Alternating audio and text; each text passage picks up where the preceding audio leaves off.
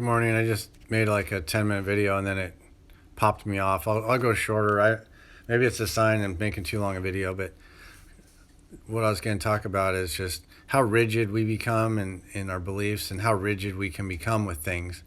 And I've been having a little health crisis with I've been having problems with my gut, and I think it's just a result of stress. I stressed myself. I strained my system, and it's just a reset. And it's good. It's a good thing. I'll heal, and I'll be better for it. But I've been watching a lot of videos on keto, and then I started watching people who were vegans who became keto, and people who were just, and then this other lady who just basically was talking about eating what your body needs, really listening to what your body tells you.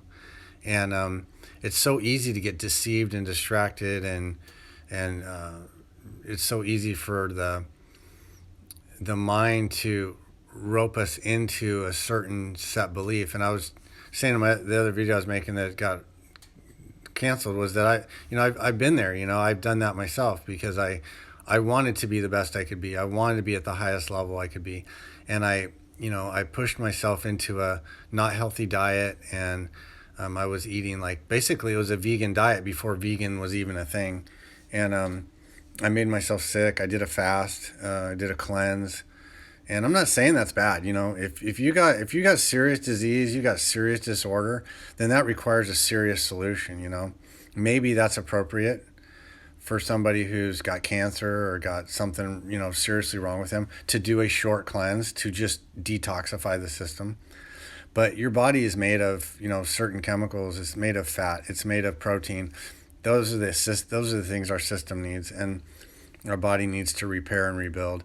But I've been watching a lot of videos on people who are, vegan, who became, not vegan because they started having so many health problems and so many issues. So I can relate to that kind of mental rigidity where you think, well, I'm just going to prevail. I'm going to prevail. Things are going to get better. I'm going to prevail on this. And then you just don't. You get sicker and weaker and sicker. But luckily, I only did that experiment for a very short period of time because I was sick all the time. I caught a cold about every 2 weeks because I was just so, my body was just so depleted.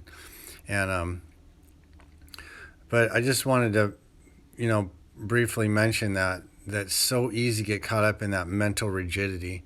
And, we talk about, a lot of my videos, I've talked about conditioning and patterns and falling into these.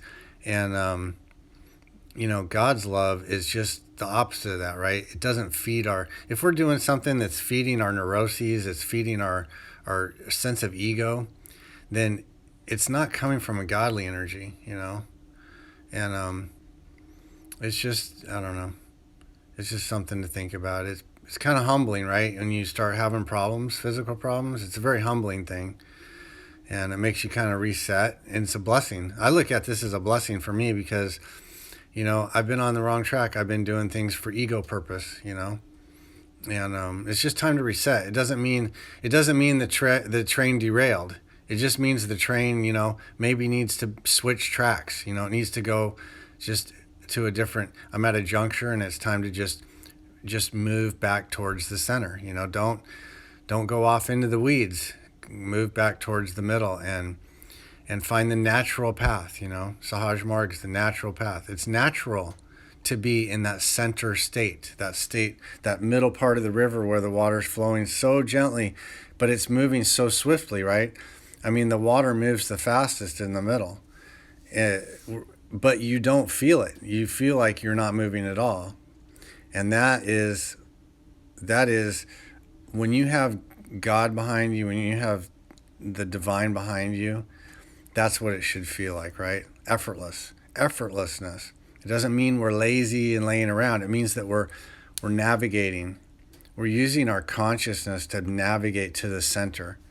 And that's where we want to be with everything. Food, relationships, work. It shouldn't be, you shouldn't be spending half your day doing meal preparation. You shouldn't be focusing and obsessing about it.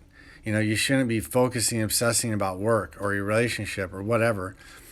you should be enjoying your life. These are all things that should be giving you momentum and keeping you in the center.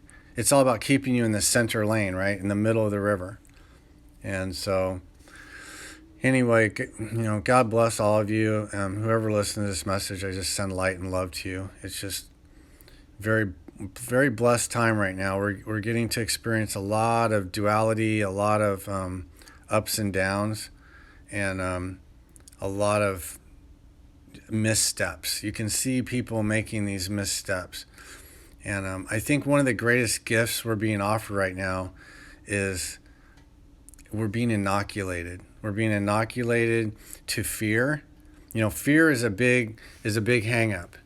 And we're being inoculated to it because there's so much. It's just fear mongering, just pushing it hard all the time. And it's coming from all quarters. It comes from supposedly spiritual people. It comes from, financial, all this stuff with the border security. I mean, this stuff is a given, right? Take care of it, and then you don't have to be stressed about it, And they don't want you to do that. They want to leave the border open to keep this fear ramped up. They can talk about the drugs, and they can talk about the human trafficking and keep people in a state of anxiety. Instead of locking down the house, you're leaving the front door open at night. You can't sleep. I can't sleep if my front door. One time my daughter was gone.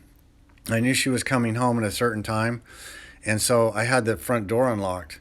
And I went to bed thinking, well, I'll just lay here. And I could not sleep. With that door unlocked, I could not sleep. And because it's not natural, security is natural. Anyway, that's just an example. But they're trying to use fear to keep us misguided and misaligned. And it's working, except for the people that are waking up. But anyway, God bless you, and I hope you have a great day. Thanks.